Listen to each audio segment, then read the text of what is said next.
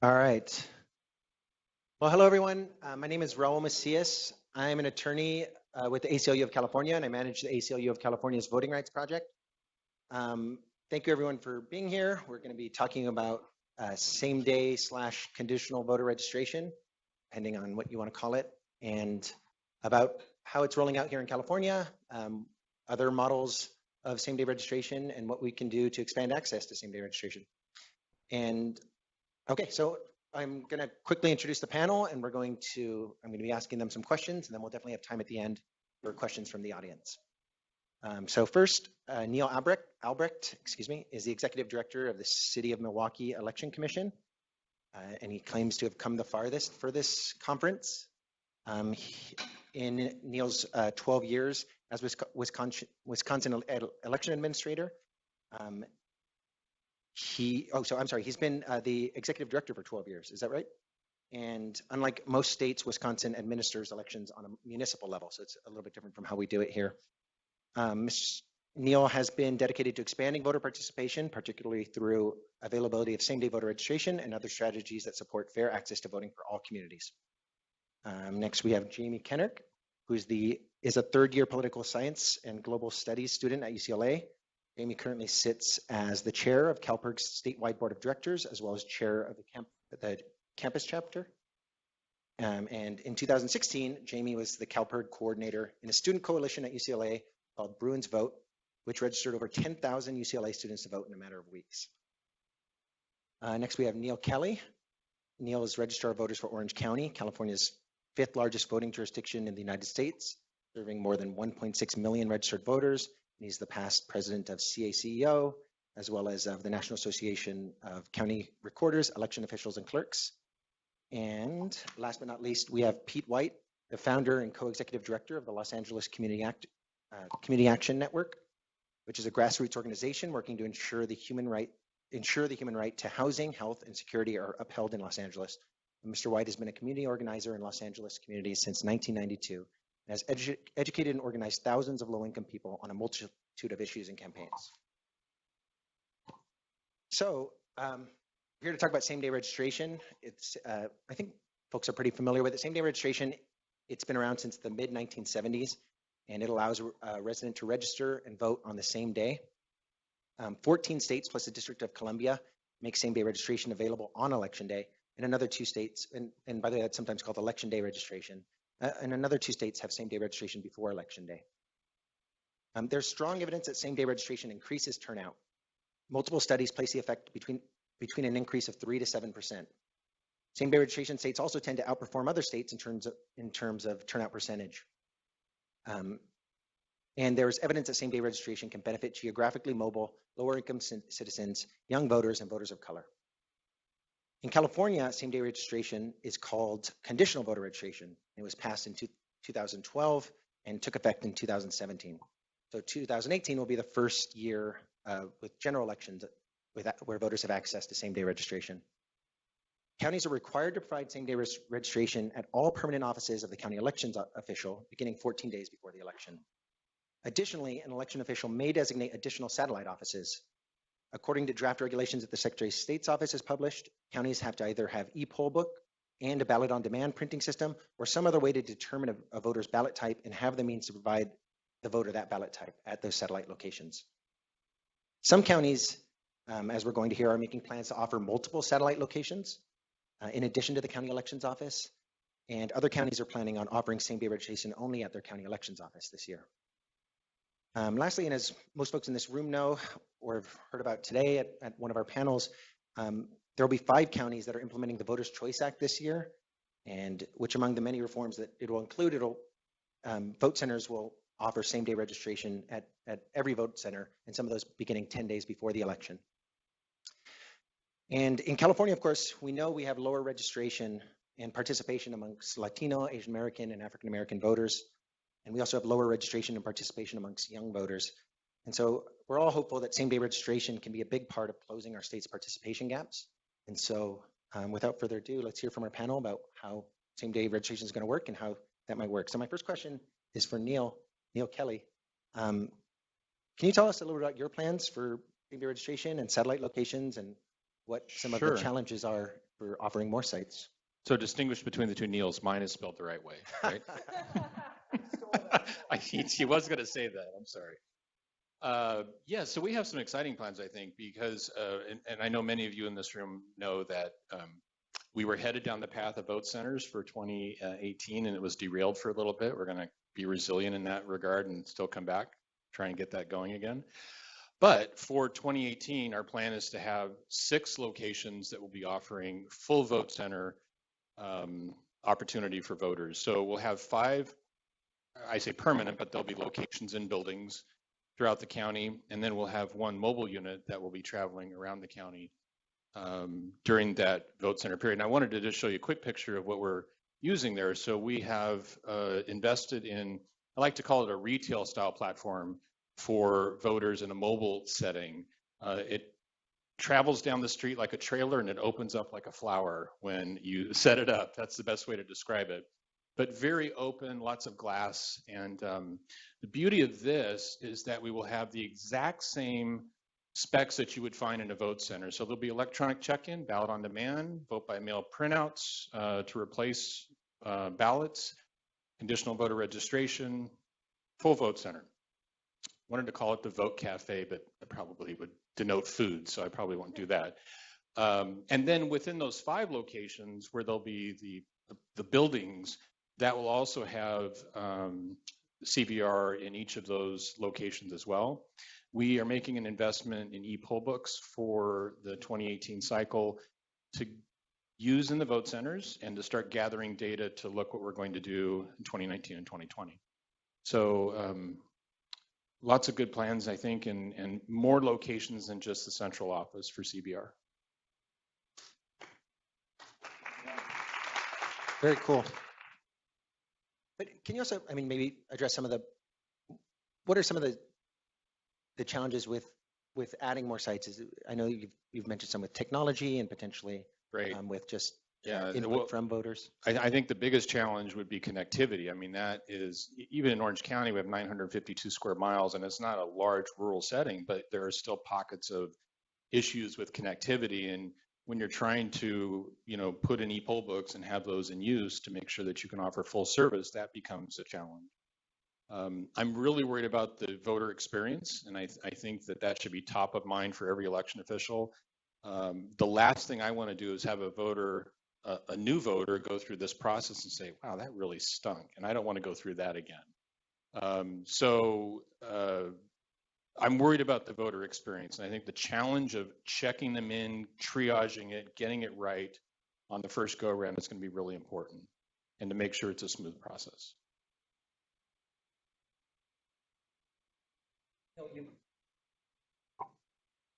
Sorry, I turned it off. I think it takes a second.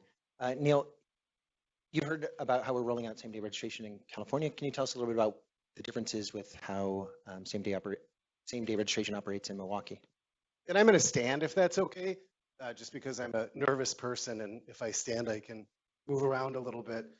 So I'm Neil Albrecht from the city of Milwaukee. You get 2 benefits from having me here today. You get a representative from a state that has had same-day registration for 43 years, and you also get to hear this amazing Midwest accent that you probably haven't heard since you watched the movie Fargo. So I am a lifetime Milwaukee resident. I'm gonna, which do I put? I just want to start off by giving you a little bit of demographics related to the city of Milwaukee. First of all, I do want to say the city of Milwaukee is not on the tundra, and that we do have a sizable population. We have about 600,000 people in the city, and 437,000 of those are eligible voters. Of that 437,000, 280 or 64% vote in a presidential election. What that means is Wisconsin has the 2nd highest turnout in a presidential election in the country, following only one other state. Anyone know? Minnesota, our great neighbor, Minnesota. Both states, and this is no coincidence, both states, Wisconsin and Minnesota, offer same-day registration. Same-day registration is really the foundation to the very high voter turnout that we experience. People of color represent the city's majority racial demographic, with an estimated 40% of the city African American and 17% Hispanic Latino. 29%, or nearly 1 in 3 residents in the city of Milwaukee, reside in poverty, and that community is disproportionately represented by people of color.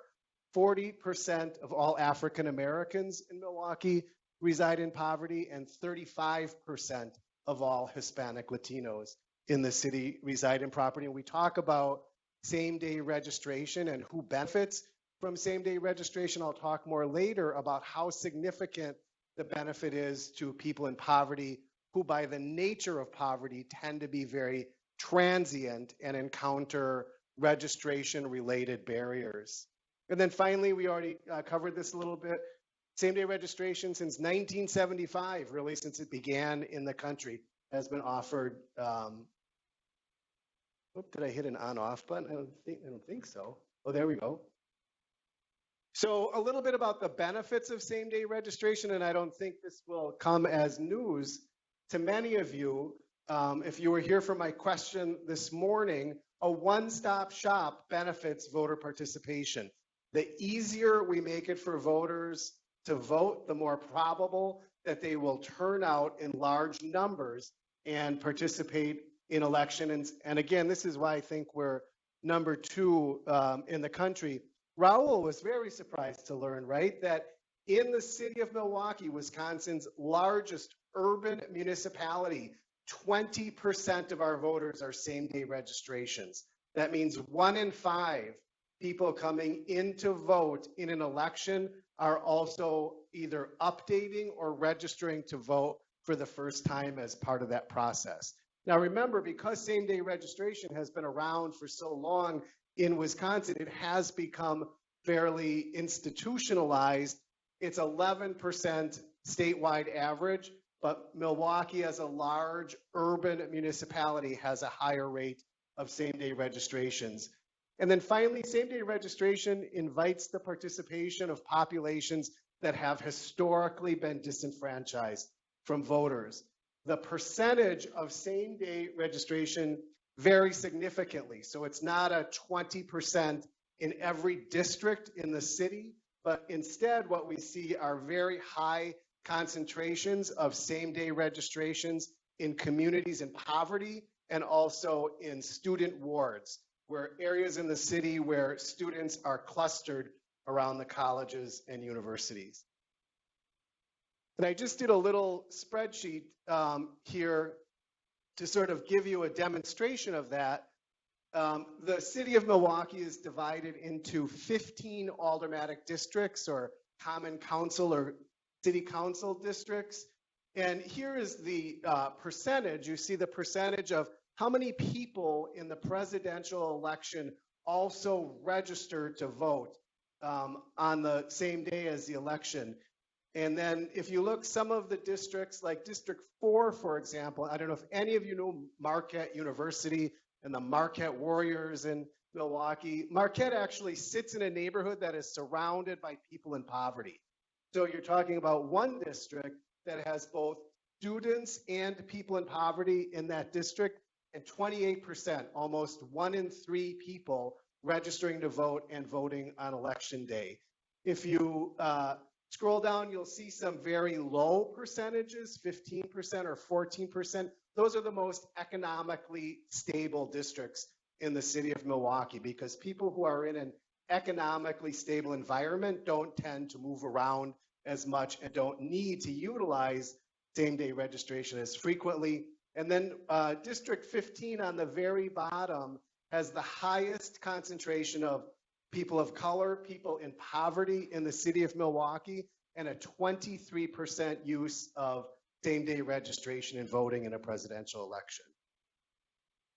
Okay. Finally, on my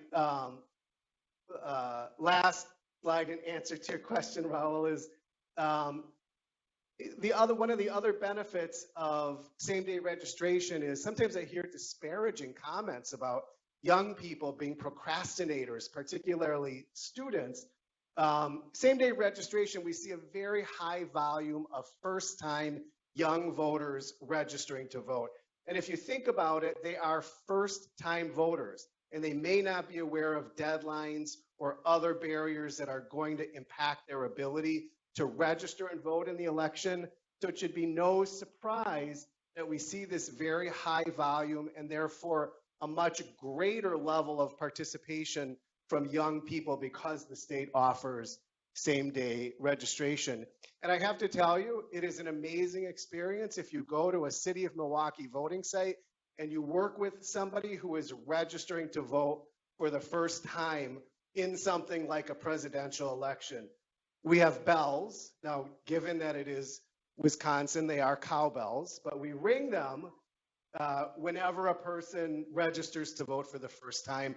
We want it to be, I know Neil mentioned this earlier, it's so critical that everybody have a positive voting experience. We have to do this right, and we cannot do this wrong. So we try to create the best voting experience possible for people so that they return and become frequent and lifetime voters. And then finally, one of the other great benefits, and if there are election administrators here, is offering same-day registration significantly reduces the number of provisional ballots that are issued in an election.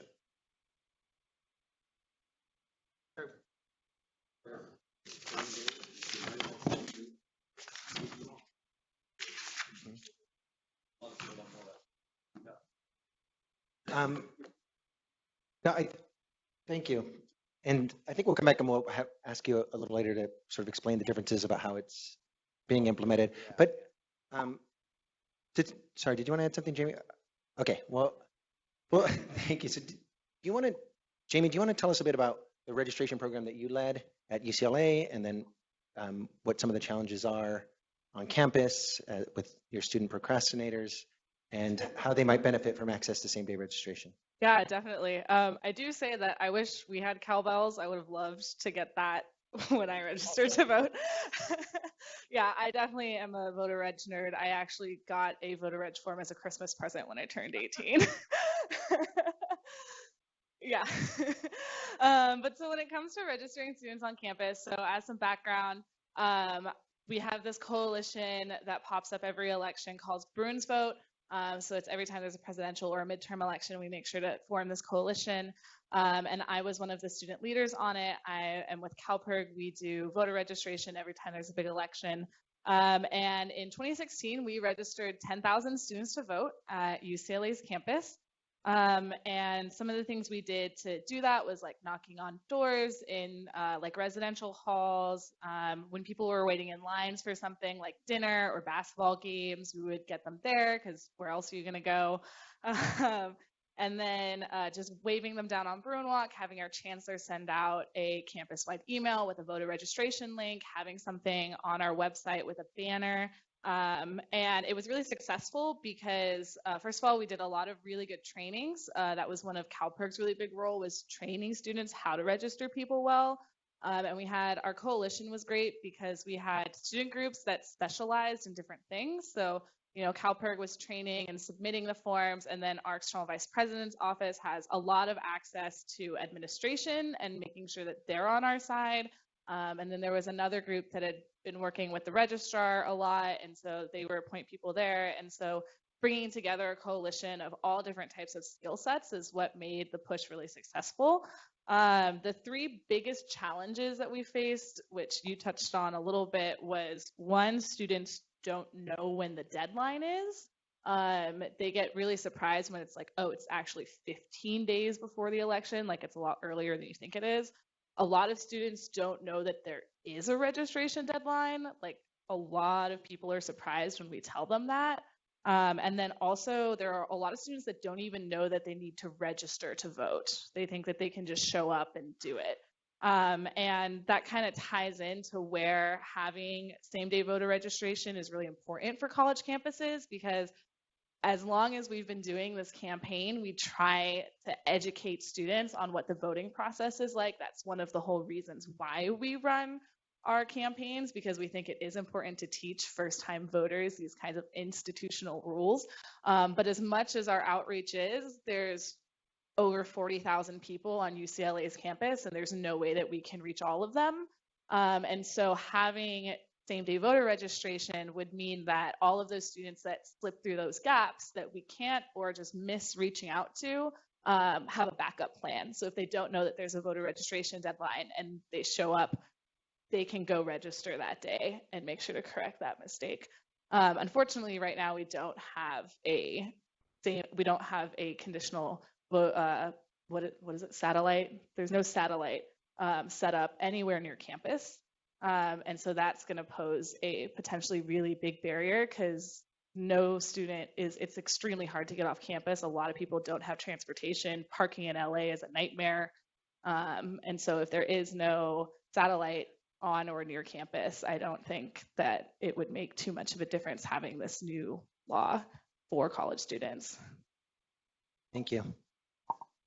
Hey, so can you tell us about some of the work that LA Can does with voters, and also having heard about these different models and the things they're rolling out, how the voters you work with might be able to take advantage of these, but also maybe what some of the challenges may be? So definitely I can do that. Thank you for having me on the panel. I think in order to understand our voting work, I just have to give a quick couple of minutes about who LA Can is and sort of our theory of social change. And so LA Can is a grassroots organization located not too far from where we sit now in Central City East, better known as Skid Row in Los Angeles, right? Our theory of social change is rooted in three ideas. If we were a stool, a three-legged stool, it would be community organizing or power building. The second would be community improvement, right? Figuring out ways to improve our community when others abandon our communities. And then the last is services, right? Voter engagement work has always been core to the work of the Los Angeles Community Action Network. A number of years ago, almost 20 years ago when we started, we sort of did the work the traditional way, right? Voter registration, voter education, get out to vote. And we usually did the work only around important elections, targeting infrequent and new voters, right? That was the old. And we found out that that didn't work really well, right? We actually found a few things back in the day, that when you actually engaged people, right, where they were on their terms, and you went back and talked to people and educated them about the issues, they would in fact get out to vote. But registration in and of itself, right, did not equal or did not lead to someone actually casting a ballot, right? And so I guess I would say registration does not equal voting nor representation. Definitely, when I looked at a couple of the slides, that is true. And then now moving forward, and I'm going to give a shout out to Kelly Calls and James Woodson sitting right here in the front. A new model that's being really practiced in Los Angeles has emerged called integrative voter engagement, right? And so this looks at sort of the failings of the past, right? Looking at only doing voter work during important, and I'm using the air quotes on purpose, elections, but figuring out how to build a relationship with newly registered folks, right, in off-election cycles as well, right? And as well, being able to go to doors, right, after you've registered folks and to educate them, and then after the election, check back in, right? Trying to produce or create a culture of participation, right? When I listen to the models, I believe that more is better than less, right? And so if we're talking about satellites, of course, I'm going to say how many and where, right? And it can't only be satellites, right? I'm thinking about satellites. I'm thinking about polling stations. I'm thinking about as robust pathways to participation as possible if we're serious about full enfranchisement for all folks, right? And so same-day registration is indeed important. But for me, it's about frequency. It's about location. It's about geography. It's about it happening in culturally appropriate spaces as well, safe spaces. Thank you. Neil, let's go back to Milwaukee, and if you could tell us a little bit about the differences in terms of how you're able to offer it at the polling sites.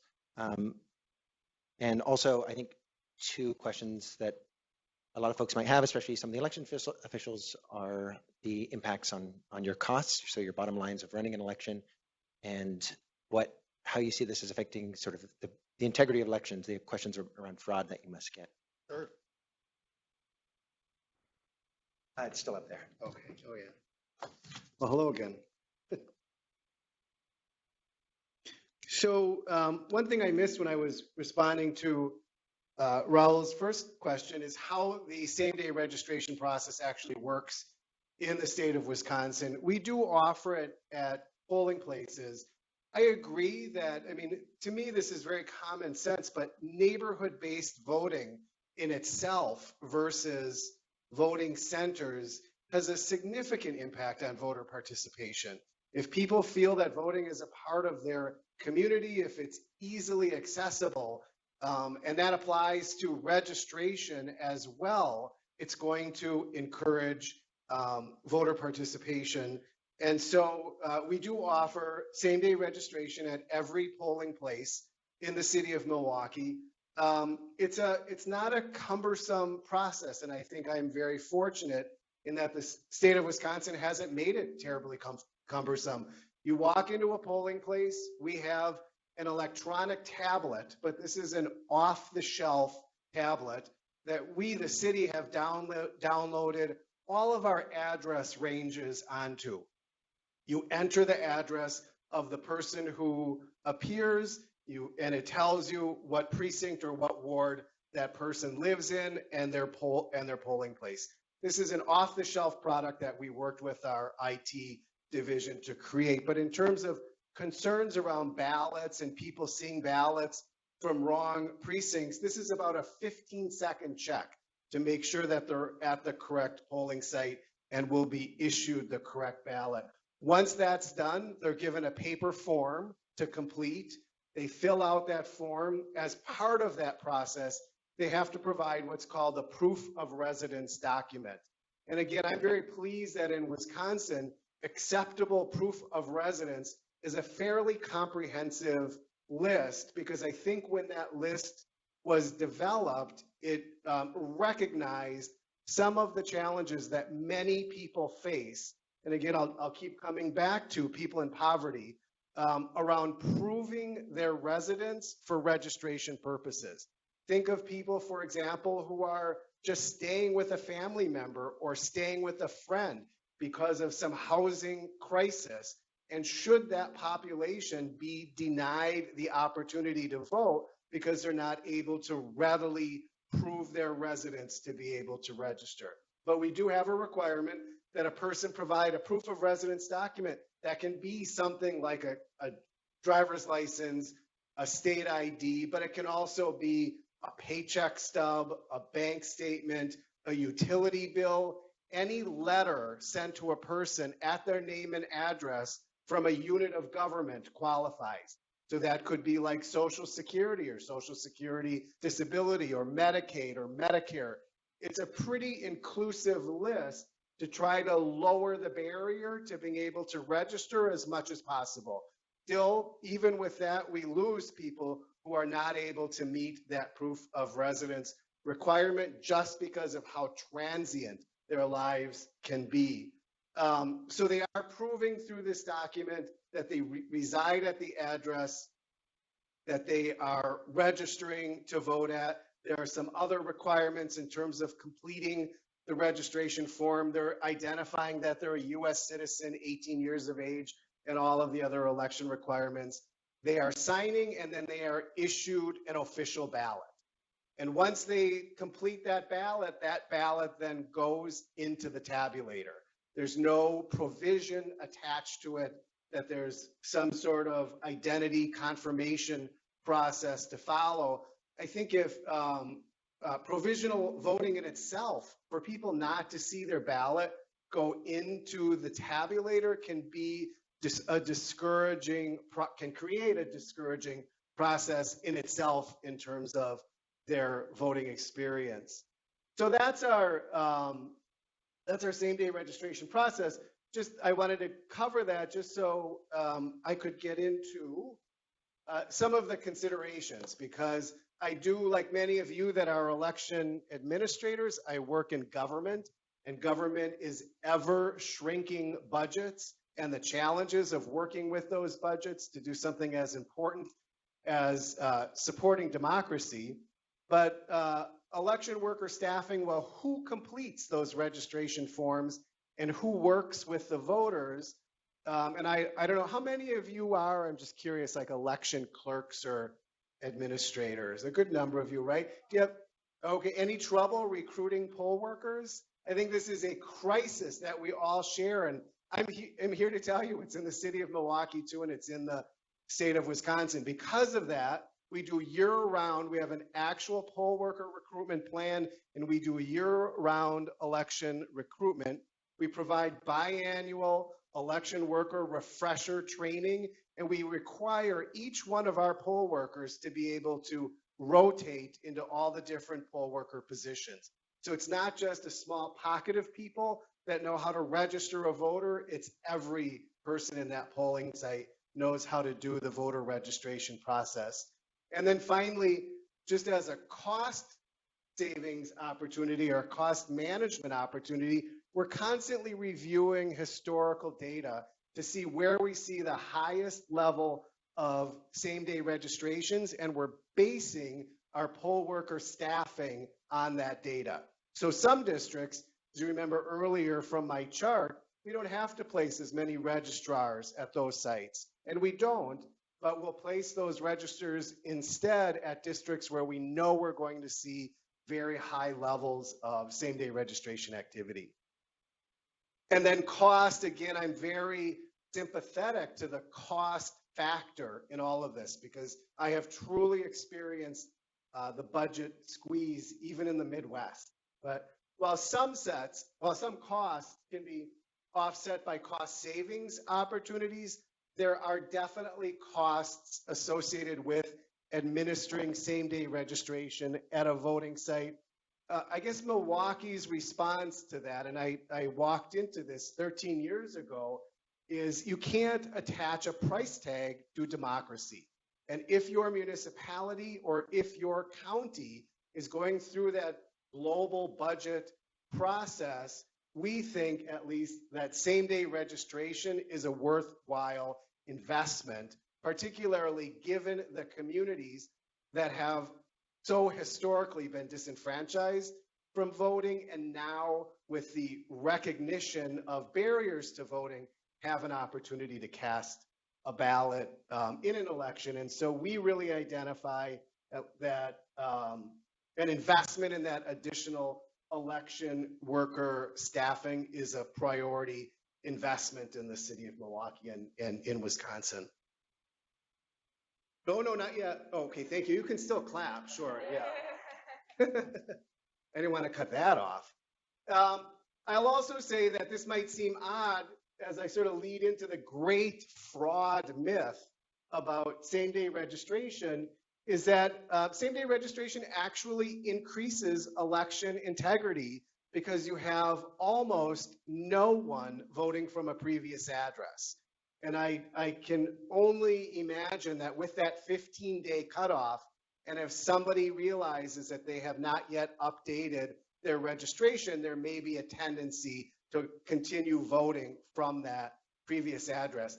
I also want to say about the 15-day registration cutoff very quickly, if I can. I'm looking for your cues here, Raul. Is that, go ahead. Okay, that, if you think about an election, and I always think this is demonstrated by early voting, when do you really see the masses of people early voting when early voting is available? But in the final days before the election. At least that's what we see. There is a frenzy related to an election in that 5 days before the election. That's when all the candidates go into high gear in terms of their campaigning, the GOTV efforts, everything.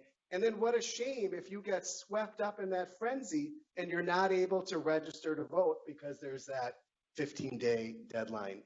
So then finally, I just want to finish on fraud, the great myth. So Wisconsin is a swing state. And those of you who are election administrators, you really don't know the terror of being an election administrator in a swing state. Everything and anything you do, even going to the bathroom during the day, is scrutinized because you are working in a swing state. We are truly under the microscope by both of the primary political parties. And so Wisconsin, as this long-standing swing state, our elections are audited and they are scrutinized and they are examined. And I also want to point out, Wisconsin was the only state in the country subject to a presidential recount after the 2016 presidential election. If you remember this, there was talk about Wisconsin, Michigan, and Pennsylvania, and those other two lucky states got off the hook, but Wisconsin had to do ours.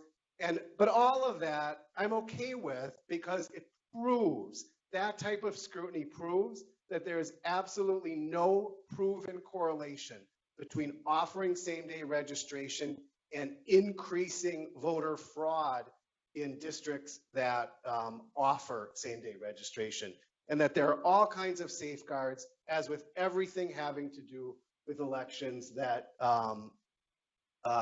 maintain the integrity of the election. And then finally, I provided a quote. Can I do it still? Okay.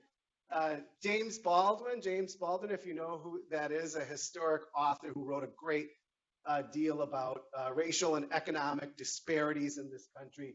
Anyone who has ever struggled with poverty knows how extremely expensive it is to be poor.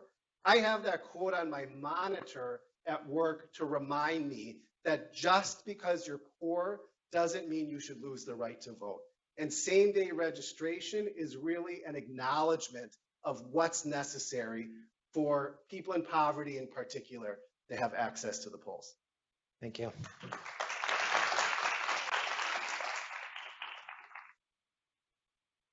So, Jamie, we're going to come back to you now, and if you can talk a little bit about the experience of voting on campus. I think kind of coming back to this idea that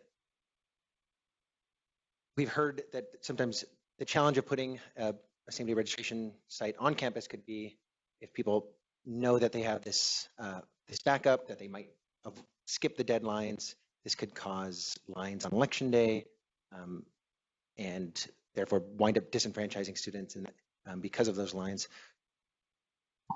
What has been your experience of voting on campus, or how you might, you would organize around something like same-day registration sites on campus? Yeah, so I mean, being someone who's 21 years old and in college, I will say that hearing constantly that students always procrastinate is not true. Like I said, I registered as soon as I turned 18 and have been re-registering every time that I move, way before the election happens. And there are thousands of other students who do that. We did not register 10,000 students to vote at UCLA in the couple days leading up to the registration deadline. There's no way we would have been able to do that. And so even if we do have same-day voter registration on or near campus, that does not mean that our voter registration drive is going to stop or like reorient around that. We're still going to be working on registering students early. We've been doing it. It's been very successful. We do sign up thousands of students to register to vote weeks before the deadline happens. And when it comes to this concern about there being lines, I will say that that has a lot to do with like organization and planning. So like, for example, at UCLA, when we vote, we do have multiple polling locations on campus. So they're like in different dormitories. But what students don't realize is that the address of their dorms is different from the mailing center on campus, and they're used to only putting in their address as the mailing center.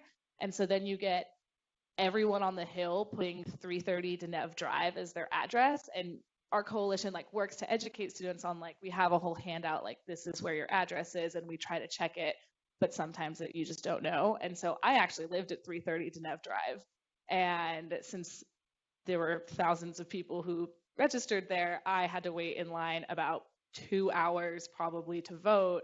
I will say that everyone that was in line stuck in line. They were determined to vote, which was very heartwarming.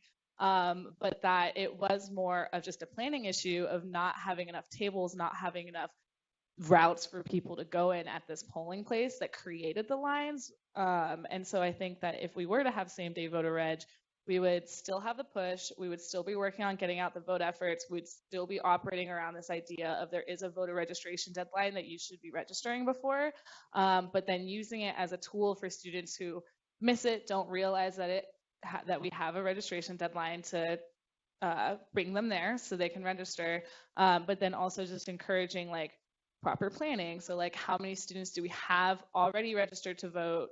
How much of a turnout are we expecting?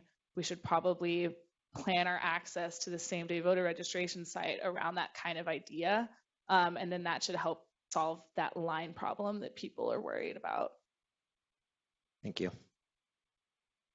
Okay, I wanted to pose a question for the whole panel of just with same day registration, by definition, we're reaching voters who might not be registered at all, you might not have their address to contact them. These are maybe voters that are historically disenfranchised I'm just wondering, getting all of your thoughts on what we can do to reach those folks and to get the information they need about, to access this system and to take advantage of same-day registration.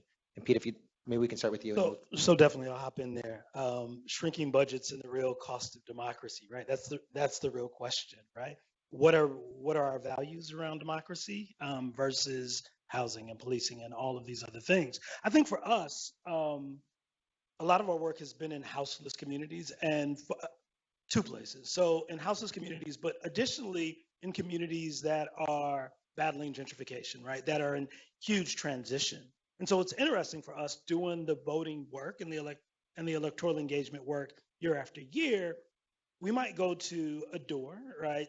6 months ago, and there was an African American or a Latinx family there. You go 6 months later to check in, and then there's now a white family, right?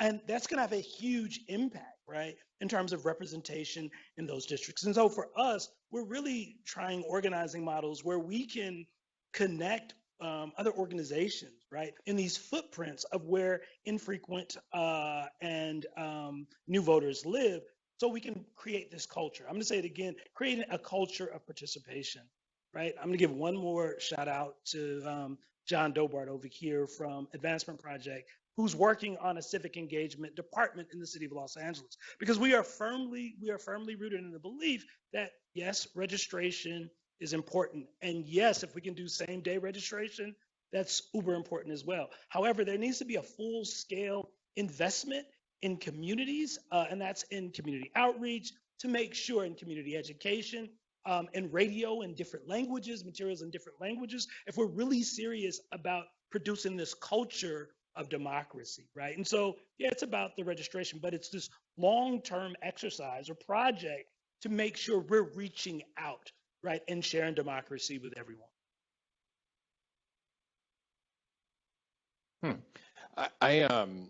I don't know where to begin because I want to back up just a little bit and talk about a few things. I don't know how I'm going to follow Milwaukee, but I'm going to give it my best shot. Okay.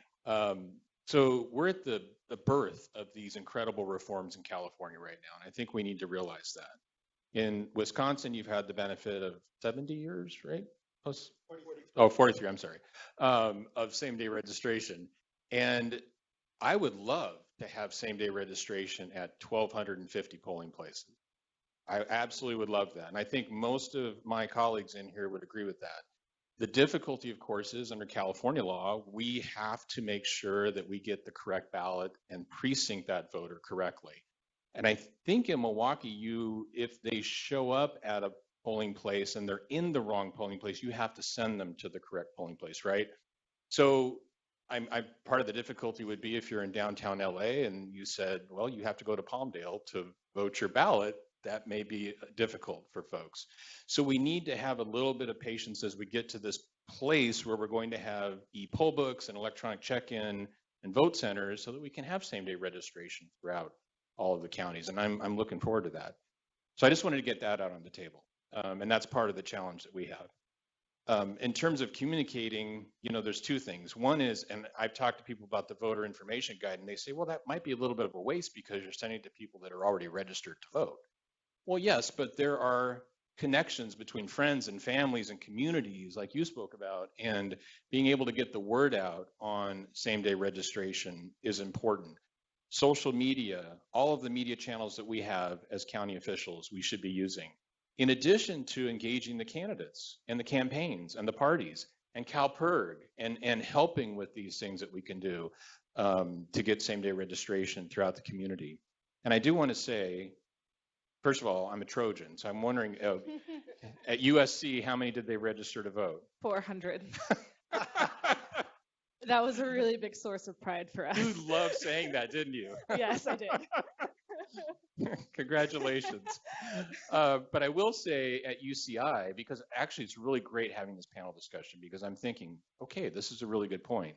If we have the triage center there, what's the point if we can't register those students on the same day? So what we need to do is have that mobile pop-up unit on election day in addition to the polling places that you have on campus. So I think that's really important. One last thing, if I could, quick shout out to Jackie Wu. I know many of you know her from her advocacy work with lots of organizations, including FoCE. I was able to grab her and have her be a part of our team. She's our new community outreach manager. So she's probably thinking, oh my gosh, Neil's having me add these things to my challenge list. But Jackie's going to take up a lot of these issues for us in Orange County. Yeah, so I would definitely say that from a student perspective, have a fair amount of experience trying to engage people that that aren't really aware of what's happening. And so our tactics are one, just being like really visible, and then bringing the vote to the students. And so when it comes to visibility, we are very active on social media because that's a really easy way to reach young people. Our coalition has bright yellow Bruins vote shirts, so we're very obvious when we're out on campus with clipboards waving at people. And then when it comes to just bringing the vote to people, that's like, what I was talking about, where we would approach people when they're standing in a line. It's like, oh, this is a very important thing to do. You have 2 minutes. Why not do this right now? Knocking on doors, just bringing it to their dorm. Now we're working with our Res Life to have tables outside of dining halls. And yeah, so I would say that that's kind of where our tactics have been, is just making it as visible as possible, making it as easy as possible. And it's a little bit of a different experience because colleges are just a bubble and are a little bit different from daily life. But that's the tactics that we've been using. Neil, do you have some thoughts?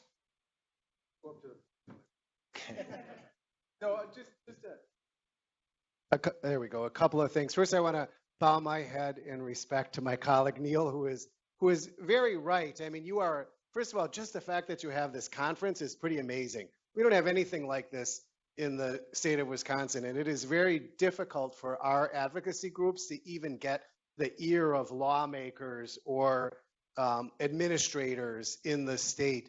But also we have institutionalized it, so it seems easy to us. And there are also areas, what I've learned just from talking to some of the people at the conference is some states are way ahead in some areas and other states are behind in other areas. And I hear a lot of what's going on in California, and there are aspects that are way ahead of Wisconsin's election administration. So that said, in terms of how we get the word out about same-day registration and really anything having to do with voting, we partner a lot. I think that's absolutely essential with community organizations. I never kid myself into thinking that a message that might resonate with me or reach me is going to reach every resident and be meaningful to every resident in the city of Milwaukee. So we have to have those partnerships with the community organizations that are on the ground and doing that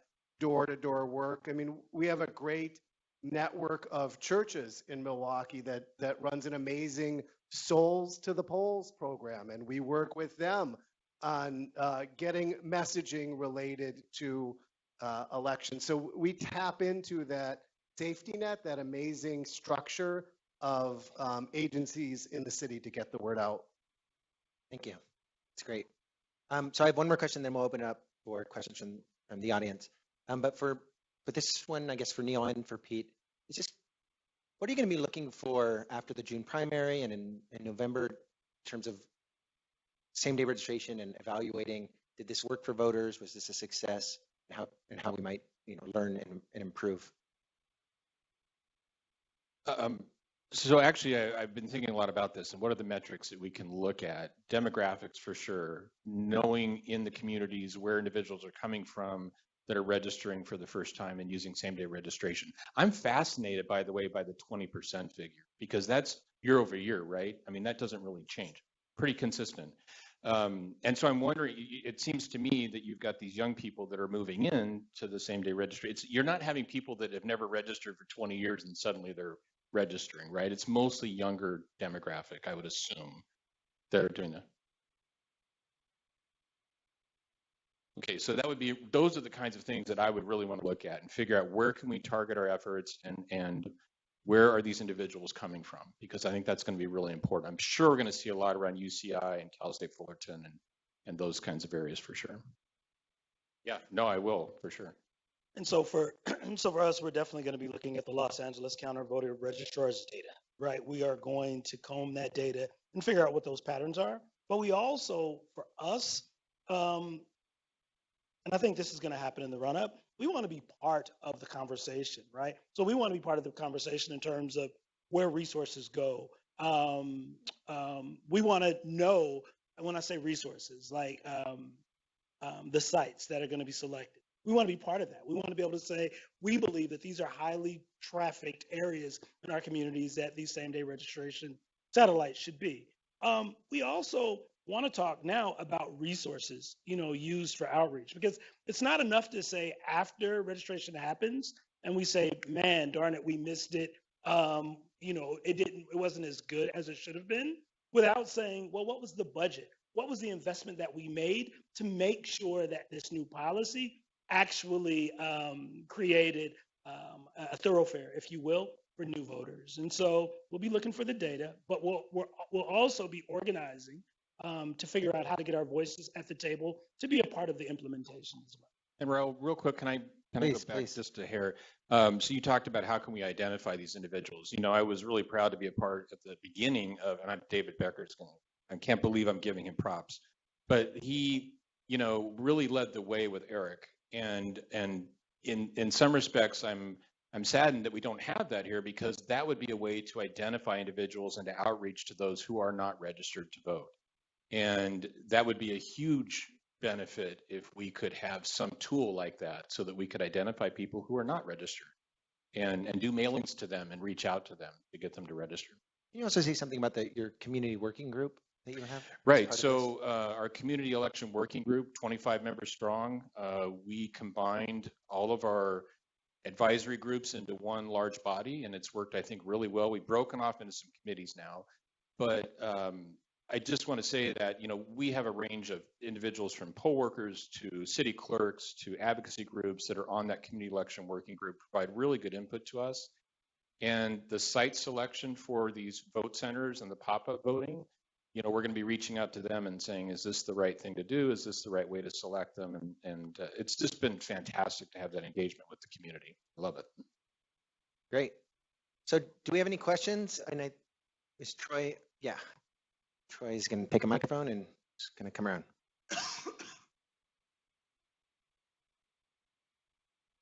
Yes, I have a question about student registration. I don't understand why when a child gets to college, that child isn't offered a voter registration at the same time that they're registering for their classes.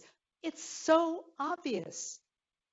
So some good news is that one of the students at UCLA, he's now an advisor to the student regents. His name is Rafi Sands. He was the external vice president of my school. He's actually been working a lot to create a system that pre-populates all of your school registered information that now will show up when you're registering for classes. So that is a step that we're working on, and that program is actually going live first week of spring quarter, so we will have it available for registering for the primaries. And also, I think the Secretary of State's office has worked for a couple of years on reaching agreements with the different universities, the UCs, CSUs, community colleges, to get them to implement this kind of system. And I know CalPIRG and Common Cause have been part of a working group to make that happen as well. But it hasn't. I don't know the full status statewide, but I think it is happening. James is nodding in the back, so I think it is starting to happen more and more.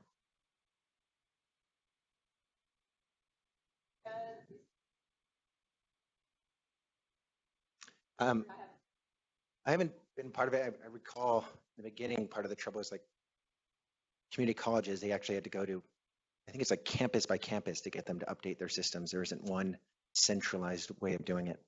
Do we have other questions?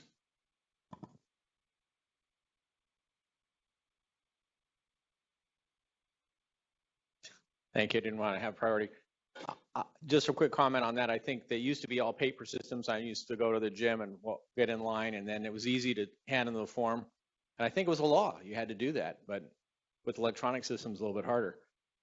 I just have a concern about this thing I heard this morning. It's illegal to register someone same-day registration if they're not at a voting center or some sort of full-service center.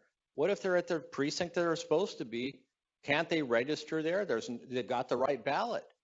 And second question I want to ask the gentleman from Wisconsin about the standards. I notice in Arizona, they have standards for every district. They follow the same setup. Here's the room where everything is placed.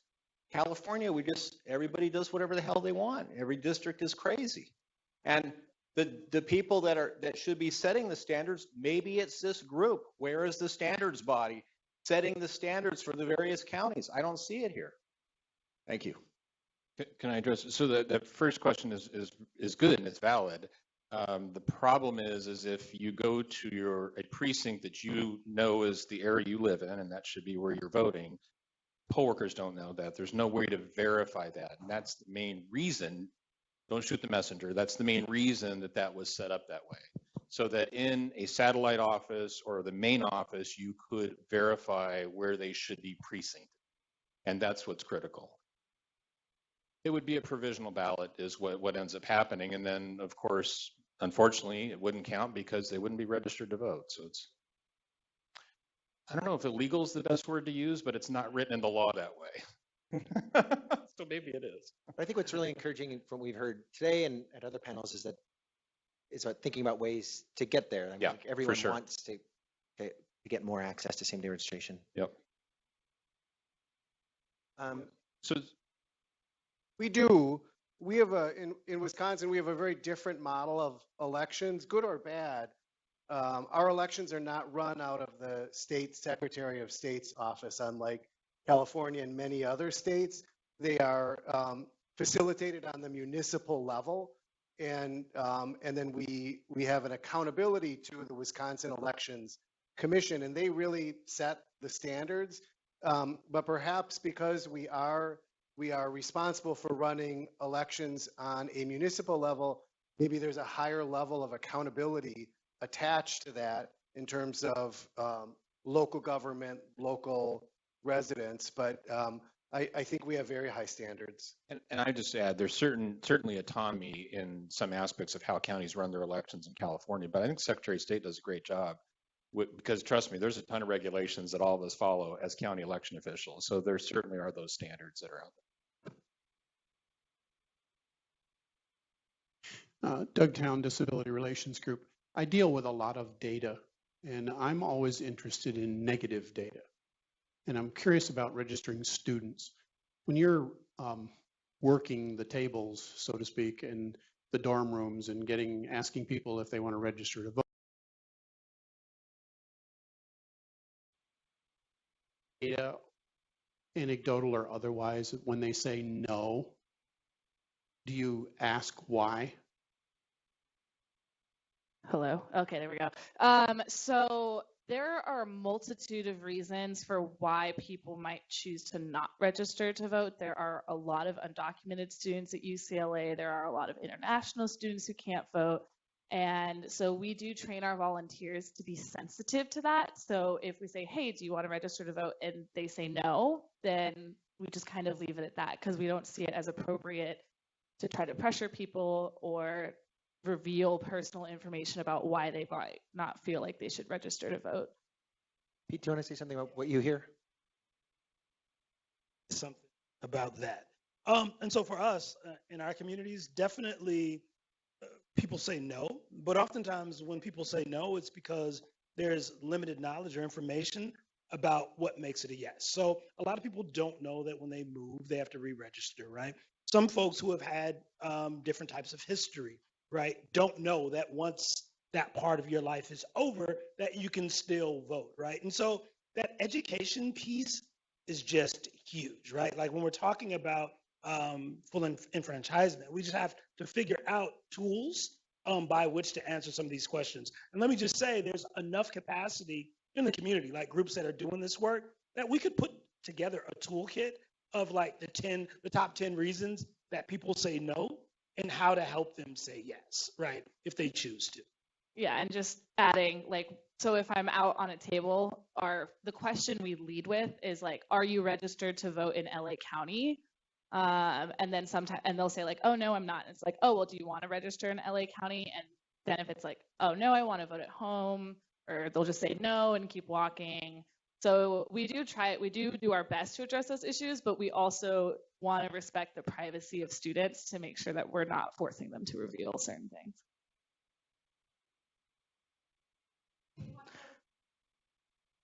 Right, but also a lot of students, we try to discourage from like mail-in because a lot of students honestly just don't know how to navigate the mail system at school, and we found that it's actually a very large barrier to students to do absentee ballots just because people don't know where to get stamps, they don't know where to mail it, they don't know when they have to mail it by, and so we do try to encourage students to register in LA County just because it makes them a lot more likely to turn out. I think we have time for one more question. Do we? But no, I was just going to add to that we have a handout called U Vote that we give to our UCSC voters that basically explains their options of either registering and voting from Santa Cruz County or keeping their registration in their home county and getting that ballot by mail. I'm a mother of 2 kids that go to UCs outside of my county, and they keep their registration in Santa Cruz County so they can vote for me.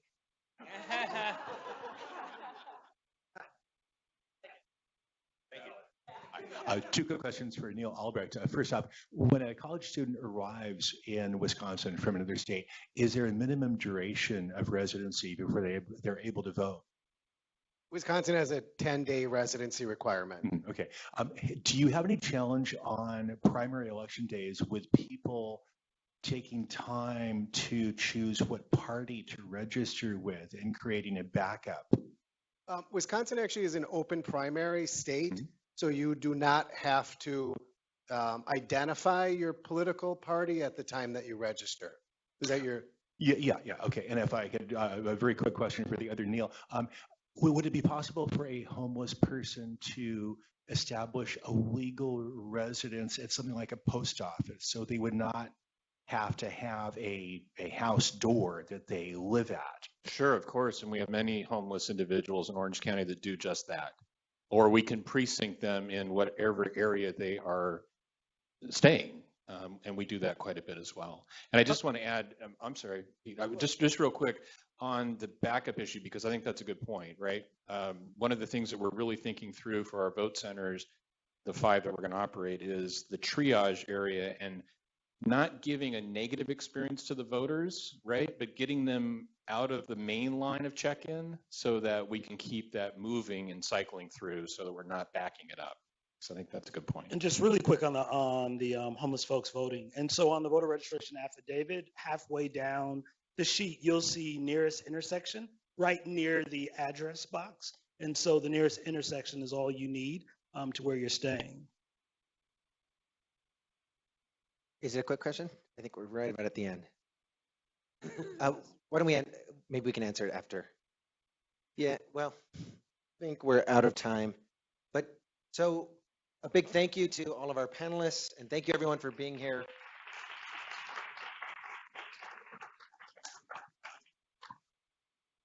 Up next. Okay, so I think everyone can just stay here.